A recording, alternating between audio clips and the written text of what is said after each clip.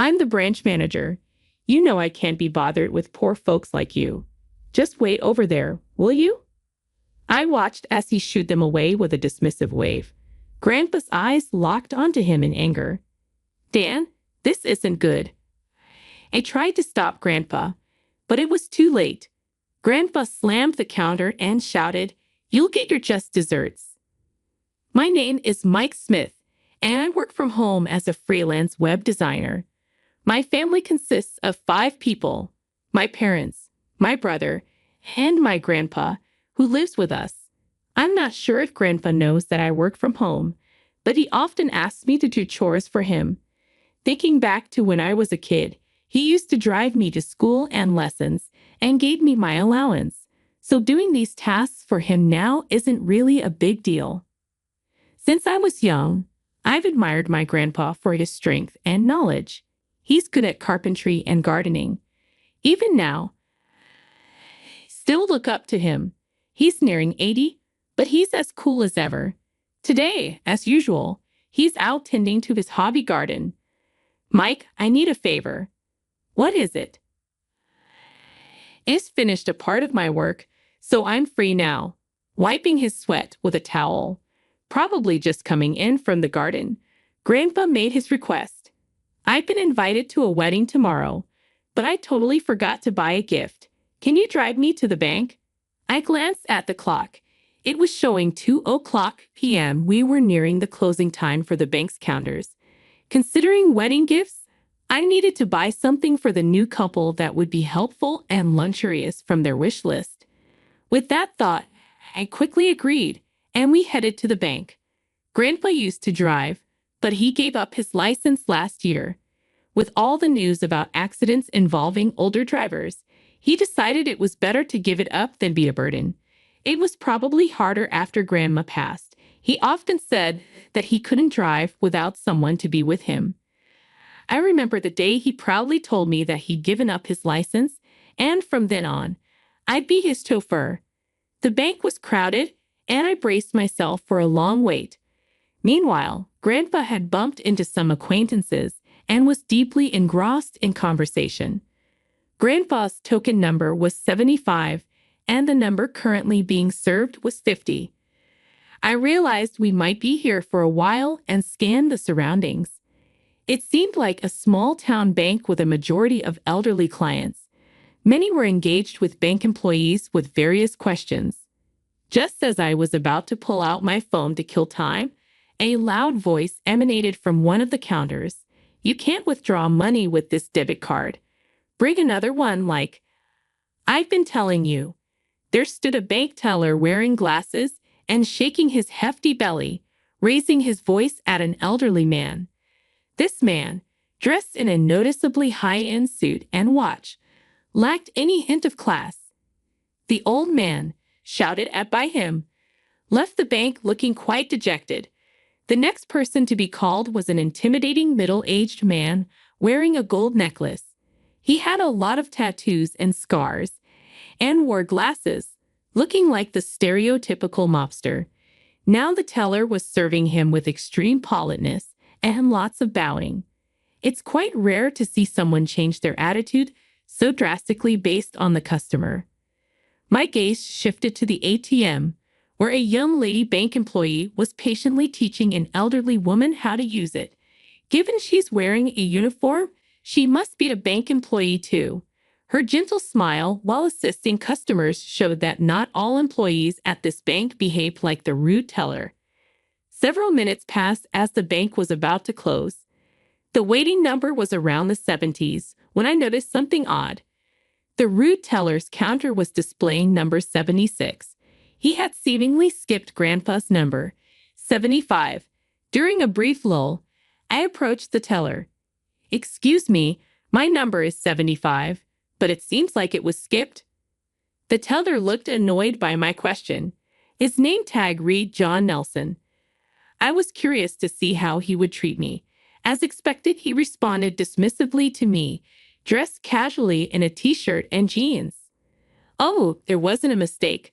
There's a priority system here." "Priority system?" "Yeah, bigger transactions are more beneficial for us." Besides, country folks like him probably have plenty of time, right? Just let him wait. I was lost for words because of the teller's rude attitude. Then John was calling over another customer and essentially shooed me away. Angered by his condescending attitude, I returned to Grandpa's seat. Grandpa was patiently waiting while reading a book. Mike, what happened? Well, when I asked the teller why your number got skipped, he told me that country folks probably have plenty of time, so you guys can wait. It pissed me off. That's ridiculous. This branch got a new manager recently. The previous one was nice, but given how this new one lets John behave, I'm not sure about him. Yeah, sudden changes often hint at underlying issues. As we chatted, the kind young lady bank employee from the ATM approached us. Her name tag read Emily Mish. I'm sorry for the wait. May I see your number, please? I'll check it for you. Kneeling to match our eye level, Emily took the number from us. Then she went to John to verify, but he seemed to berate her. I couldn't help but rush over to confront him. What's the issue? Seeing me, John sighed loudly. What is it? You again. Can't you wait just a little while? But they have been waiting for quite some time. Quiet down. I told you there's a hierarchy to customers, didn't I? John interrupted Emily's words with that remark. I've been saying to prioritize customers who are likely to be profitable for our bank. Consider my orders as coming from the high-ups at the bank. We can put people like the elderly living off their pensions in the countryside on the back burner. I was dumbfounded by his audacity. To my side, Grandpa was sizing up the situation. As John gave Grandpa a mocking look, he continued, Come on. Elderly folks from places like this probably just hoard their money and waste our time. Their pensions. They're not a big deal for the bank. If you were a banker, you'd be more adaptable. The elderly have plenty of time on their hands anyway. They can wait. I couldn't believe he was a banker with that attitude and retorted, Are you even a banker? I've never heard of a banker discriminating against customers.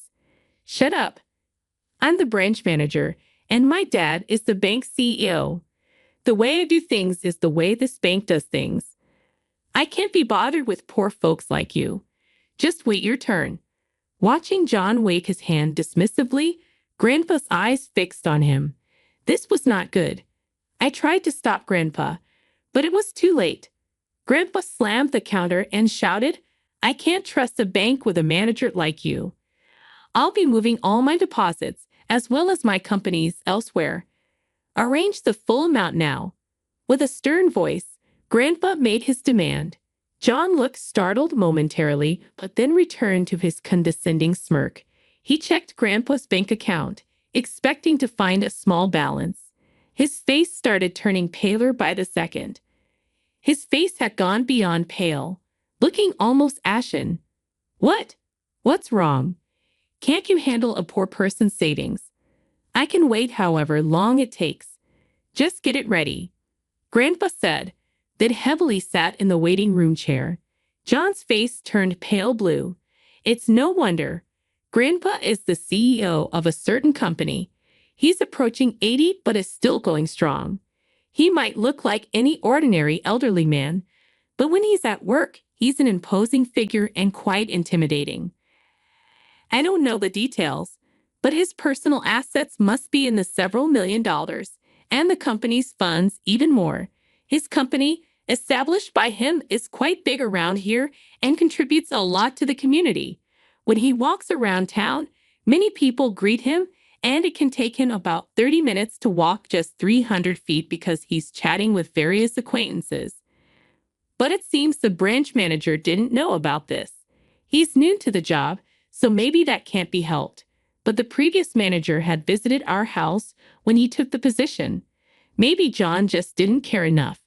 It could be said that John's disregard for customers led to this situation. Without saying a word, Grandpa continued to glare at John, not missing a single move.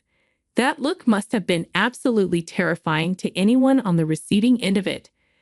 I remember when I was little, Getting scolded by my grandpa was downright scary, so I can totally relate to that feeling.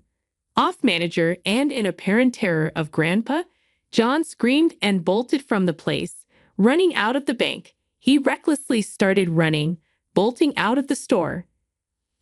He ran away. Mike, let's contact the main office. That guy said he was the CEO's son. We need to clean all the dirt from under the rug completely, Grandpa said with a smirk. Once he gets like this, nothing can stop Grandpa. He's truly a force to be reckoned with. I was about to call the main office when someone approached us. It was Emily. Sir, I deeply apologize for our manager's behavior. I know it's impertinent, but could we have a moment of your time? What? After that, we learned shocking facts from her. We decided we would take down John completely. We then gathered various documents and prepared everything to close our accounts and headed to the bank's main office.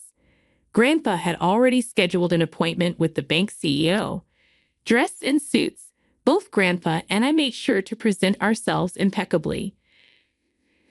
Besides my grandpa and me, there were two other slightly stocky employees who joined us for added security.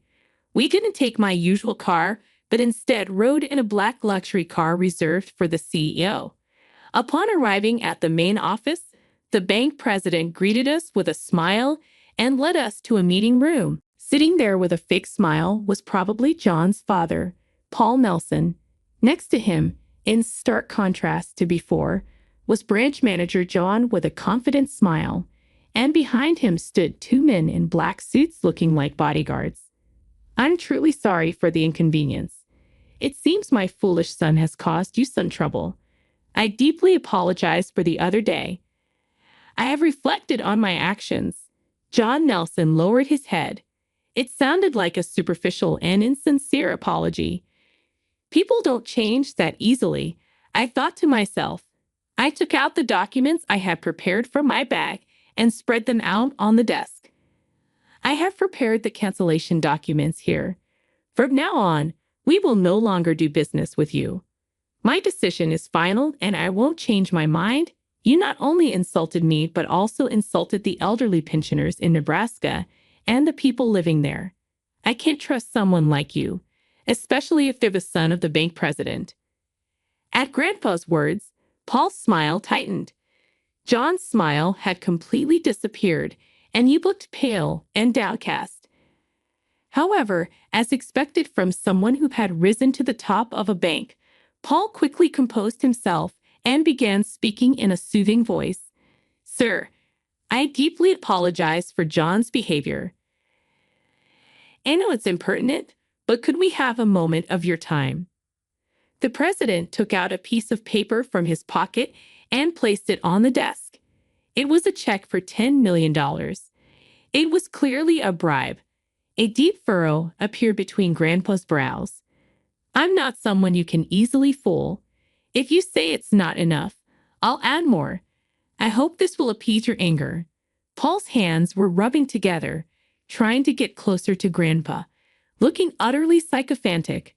I was getting fed up and just wanted to wrap things up and leave. This isn't about the money. Can't you even understand that? Of course, I'll make John resign, but this check is a gesture of my goodwill. Wait, Dad, why am I resigning? John protested. Quiet. It's your responsibility. But wasn't it your policy to increase profits? My branch had good sales. Wasn't that the answer? Just shut up. If you hadn't messed up, we wouldn't be in this mess. There must have been a better way. Excuse me, can I say something? I interrupted the bickering father and son. Regarding the profit your son mentioned, we've received complaints from the residents of Nebraska about aggressive sales tactics for financial products like investment trusts and insurance. Some people even mentioned being scammed into signing contracts. I've consolidated these complaints and consulted with the Better Business Bureau. I expect the Consumer Financial Protection Bureau to intervene soon. What? Paul snatched the printout listing the complaints from the desk and checked the contents. I assume many of your clients will be canceling their bank accounts soon, so you better be prepared. And now, here comes the main part. I slowly took out my tablet and began navigating through the files. Displayed were a series of numbers. See this here, here, and here too. These are unauthorized withdrawals. What do you mean? How do you have that data? Well, who knows? I tried to play it cool with a smirk, but the two in front of me were turning red and then pale. Yes, this data was crucial evidence of the bank's wrongdoing. They had created fictitious accounts in John's branch and deposited money into them. Evidence of embezzlement. Furthermore, I operated my tablet again. These are John's stock trading records. On several occasions, he bought a large number of stocks just before their prices rose and then sold them all after the increase. It's so predictable, it's almost funny. This is insider trading, isn't it? Did you leak information to your son? Paul, I also have evidence here. You should be careful with your email exchanges. If you don't delete them regularly, you never know who might read them. Displayed on the tablet were John's email records, leaving such evidence behind. When it came to committing wrongdoings, John was plain knave. This critical information was given to me by someone very special, Emily Mishra. She worked at another bank and was essentially a spy. Sensing something fishy about Paul and John, she discreetly aimed to bring them down. Emily had accessed John's computer, saved the records, and sent the data to me. Moreover, I obtained additional necessary data by hacking. Yes, I'm a white hat hacker who also collaborates with the cybercrime division of the FBI. I had received a request from the FBI to gather information on this case. Thanks to Emily's collaboration, things progressed smoothly. I consulted with a trusted FBI agent and successfully exposed the wrongdoing. Of course, this evidence has also been handed over to the FBI, so agents with arrest warrants should be arriving here soon. When I relayed this to Paul, he collapsed to his knees as if defeated. It's over, he muttered. The outside of the room suddenly became noisy. It seemed the agents had arrived. The two men in front of me were so shocked they could only let out silent screams. The next day, the front pages of newspapers were all about the scandal involving the local bank CEO and his son. It was even covered on national news, making me realize how significant the issue was. Due to the CEO's misconduct and profit-focused policies, the bank's reputation plummeted. Eventually, it was decided that it would be merged with a rival bank, of course, the bank where Emily worked. In the end, whether it was the arrest of the CEO and his son that put Grandpa at ease or not, he didn't move his deposit to another company. Well, it involved a significant amount of money, so maybe that was for the best. While glancing at the talk show discussing the bank scandal, Grandpa and I were sipping tea. I slowly drank the piping hot tea and nibbled on some cookies. Even though Grandpa turned 80 this year, he still had strong teeth to crunch on hard cookies. He's so lively that I'm sure he'll live a long life. I hope so. I want him to live up to around 150. By the way, Mike, how's Emily doing? Upon hearing Grandpa's words, I almost spit out my tea. But Grandpa, why do you ask? There's nothing I don't know. So, how's she? Oh, we just text on Messenger. That's all. Since then, I exchanged contacts with Emily and became friends. She's considerate and has a great sense of humor, so it's always fun talking to her. Right now, she's one of my good friends. You could at least invite her for dinner, right? I'd love to hold my great-grandchild. All right. You're going to live another 70 years, right, Grandpa? Maybe even see your great-grandchild's child. Well, as much as I'd like to think so, 150 years might be pushing it. But with advancements in medicine, who knows? It seems Grandpa has plans to live a long life. I'd love to see him in the Guinness World Records. Before I knew it, the news had moved on to another topic. Upon noticing, Grandpa, with a huff, stood up and grabbed his straw hat for the garden. Looking at him, He's just a regular old man, and I never guessed the authority he once held. He's kind to those around him and well-liked, but when it comes down to it, he's super cool. I hope to be like Grandpa someday. I never want to be blinded by money, look down on others, or commit crimes. I made a silent vow to become an upright person just like Grandpa, someone even his own grandchildren can look up to.